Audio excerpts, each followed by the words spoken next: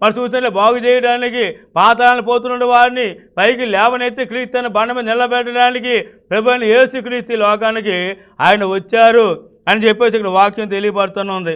అదే తిమోతి రాసిన మొదటి పత్రిక 1వ అధ్యాయము 15వ వచనంలో మనం చూసినట్లయితే కనుక పాపులను రక్షించడం క్రీస్తు యేసు లోకంలోకి వచ్చిన వాక్యము నమ్మదగినదిను పూర్ణాంగీకరణ యోగ్యమైనది, అట్టి వాటిలో నేను ప్రధానుడును అని అపోస్తలుడు పౌలు చెప్తూనున్నాడు.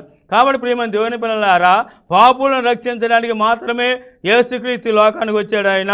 అని నశించిపోతున్న వారిని వెదకి రక్షించడానికి మాత్రమే యేసుక్రీస్తు లోకానికి వచ్చారు. ఆయన ఈ లోకం రావడమే కాదు కానీ తండ్రి అయిన దేవుడే తన కుమారుని యేసుక్రీస్తుని లోకానికి ఆయన చిత్త ప్రకారం పంపించినట్లుగా చూస్తూనే ఉన్నాం.